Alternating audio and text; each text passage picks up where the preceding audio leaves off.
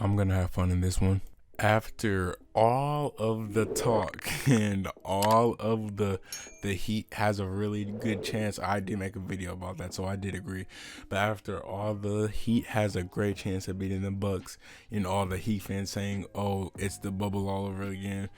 And after all that stuff, yeah, the Bucks are moving on to the second round to face the winner of Brooklyn and Boston, most likely Brooklyn. And the Heat are already at home after this game 4, so they have nowhere to go.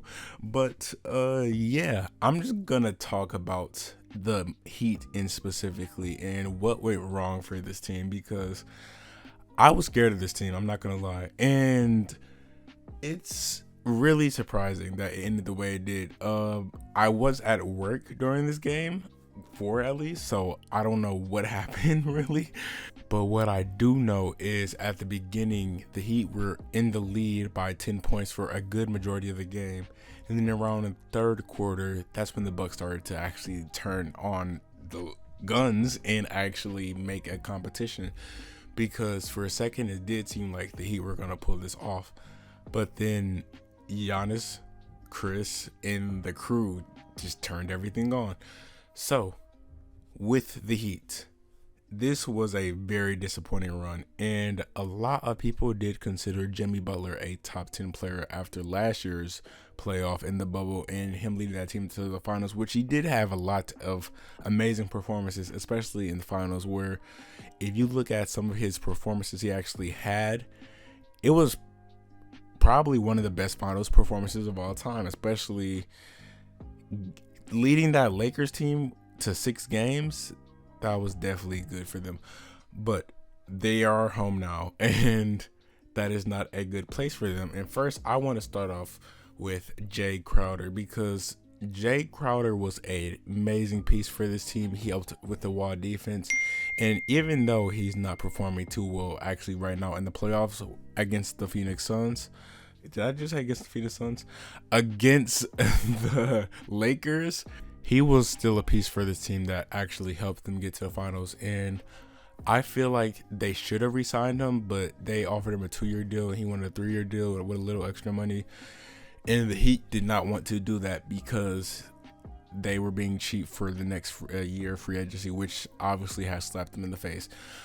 But also they did replace Jay Crowder with Trevor Ariza, and honestly, if you ask me or ask anybody who watched the series, Trevor Ariza is basically a worse version of Jay Crowder. I'm not saying he was bad, even though he was bad at points, or he wasn't really good to say at most. Yeah, Jay Crowder was definitely a better piece for this team. A better shooter, a better defender, especially with that wall defense the Heat love to do. Basically a better everything. So that really did not help. And a lot of people in these videos I've been watching, the main piece on how the Bucks beat the Heat around this time is Drew Holiday is not Eric Bledsoe. That's basically all there is to it, because it's just that Drew Holiday is not Eric Bledsoe. And making the case that Drew Holiday was added to this team definitely put them over the top. That's not the only case, but if you consider just that piece over basically last year's team, Drew Holiday is arguably going to make that, or he makes any team better, any team he would join, especially with that Pelicans team and all the other teams he's been on.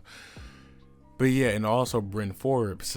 Bryn Forbes, the flamethrower, as people have been calling him, is honestly the best shooter in the league. But that's not sarcasm. It is sarcasm, but you know what I mean. And yeah, I've seen a stat where in these 4 games, Bryn Forbes has actually scored more points than Jimmy Butler. I believe Bryn had 60 overall and Jimmy had 58. So I don't know if that's more impressive for Bryn or more sad for Jimmy, but especially with just key pieces of PJ Tucker, Bobby Portis, and we did lose Dante after game 3 to an injury on his leg, but hopefully this team can still be good. Dante has been struggling at points throughout the season, but I believe that's not going to affect them too much. But Yeah, with the Heat, this was just disappointing. Kelly Olynyk in Houston is playing amazing right now, and they did get Victor Oladipo. I bet all you guys forgot that, but how much he would have changed the series, I do not know, because Victor Oladipo, of course, has not been the Victor Oladipo we have known from the 2018 season. But yeah, I don't know what's next for this Heat team because I'm just I don't know what to expect for them. There was a lot of rumors of them being able to sign Kawhi Leonard. A few things would have to go right for them for that to actually happen. A few players would have to decline their options, and mainly they would just have to hope Kawhi wants to sign with Miami. And especially what's going on in Los Angeles right now, it's a good chance, but it really depends on what is going on in Kawhi's head, of course, because they can't force him to go there.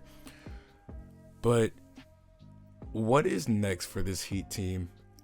I don't know, because I seen a video where, oh, you should be scared of this Heat team in the next season because we have a chance to have Victor Oladipo, Zach LaVine. First off, Bam was extended. Jimmy Butler is on a max. Victor, I bet you Victor is not going to get a lot of money. If he even is going to be bought back on this roster, which that is definitely a question. If he is, it is definitely not going to be for a lot of money. And we all know Victor was going to request a lot of money.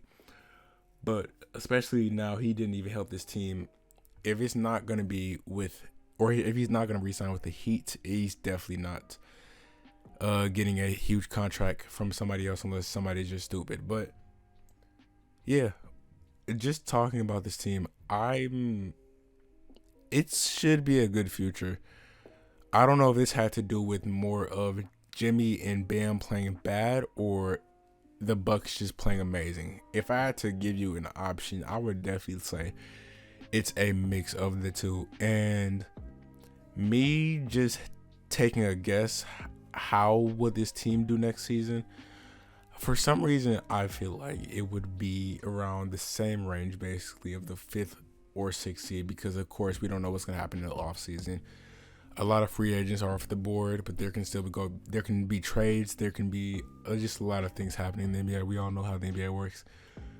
But yeah, that's really it for me. I just wanted to get on here and clown the Heat a little bit because people are calling them bubble frauds, which I do give them credit for what they did in the bubble last season, but if I was expecting more, especially or for the hype to carry on, but now they're one of the first teams to actually go home. But yeah, with that being said, thank you guys so much for watching. Just leave a comment. Do you think they're bubble frauds or not? That's literally the question of the day. But yeah, thank you guys so much for watching. I love every single one of you. And with that being said, I will see you guys in the next video. Peace.